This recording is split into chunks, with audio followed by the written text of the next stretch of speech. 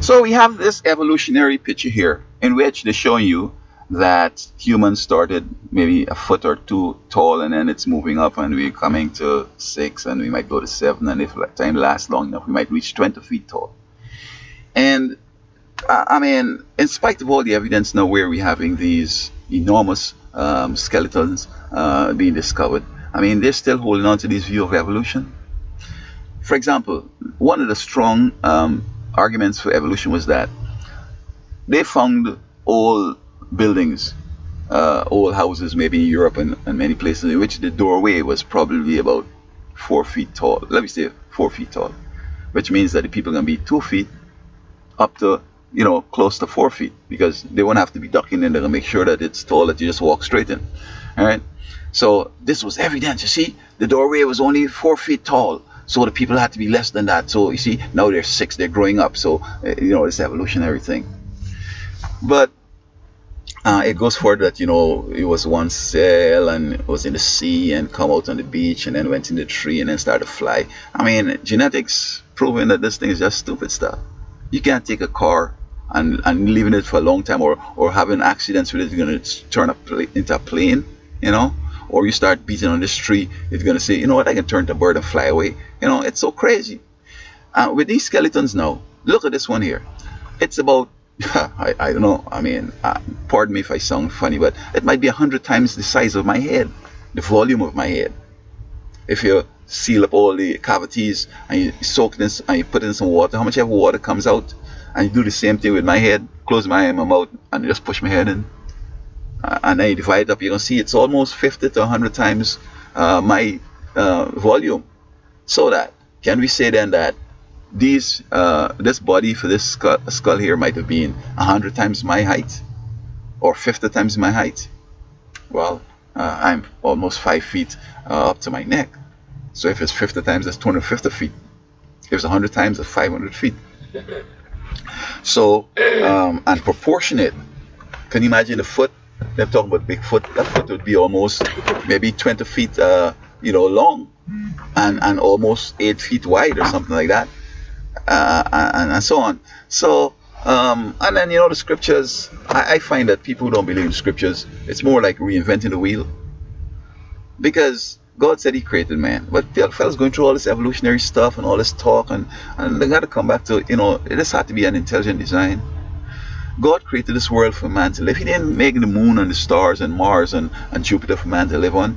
But we're going to explore this planet out there. I mean, they're going to discover that the events that happen in creation, where He put in this water above, and He planted the trees and put fish and birds and all this stuff, and then He made man.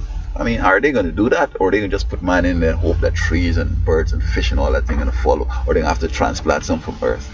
I mean, why can't they just accept what God has said? And the record in the Bible according to Moses was that man lived to be 1,000 years. Adam lived up to 932 years. Methuselah, I think it was 952. And I mean, to live that long, you have to have a good constitution. You just can't be born with the type of potential I have and expect that you're going to live to be 1,000 years. They're saying now that some baby that's born recently is going to live to be hundreds of years old, maybe 150 or something like that. And I mean, this child is born, mom was working all through pregnancy, doing drugs, taking coffee, smoking, one rest, even though working full time, still just getting about 2-3 hours rest in the night, worrying about this, watching late shows and so on, not even a deep sleep. The environment with the smoke and the various chemicals all over, the pesticides and this in the water and this in the air and all this kind of stuff. So that, I mean, even what the potential that we could have really have right now is still being undermined and diminished by these bad habits of not only the woman, but the guy has also been doing equal stuff, drinking and smoking, and also his zygote, his spermatozoa is also compromised. Her ovum is compromised, and so you have a compromised conception.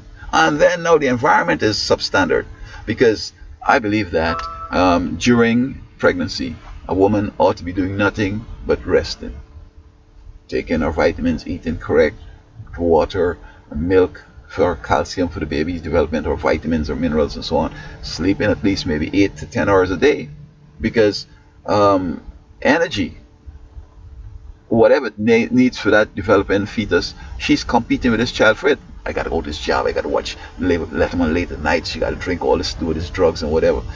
Some of them doing crack, heroin, and all that kind of stuff. You know. So we're seeing this rise in kids in school that have special needs, special ed, and so on. And these same kids gonna come back and be federal government problems. They're gonna have to be on disability. They can't work, and the whole 9 yards. So why don't we accept what God has said? You know, that He made man, and that unless we accept His plan and work accordingly to Him, it's going to be in vain and things going to be real bad. So I say good luck to these folks that are positive, thinking that there was evolution when all the evidence suggests, and God has said that He created a giant for man, because man was created to become angels. This man wasn't planted out here on a hopeless spin. We wouldn't have been here today if Adam and Eve hadn't sinned, because they were created a little lower than the angels. And this is why this body is so big, because you can't think that those mighty angels could fly from heaven to here in a couple of seconds. I'm going to be no little dwarf. Okay. They're spiritual, so they don't have this physical drag and so forth, but nevertheless, if they were to materialize, they got to be massive. Okay, to help us in these circumstances we find ourselves, lift cars off for us, hold back buildings from collapsing on us. When Israel was marching around Jericho, that tear down that wall.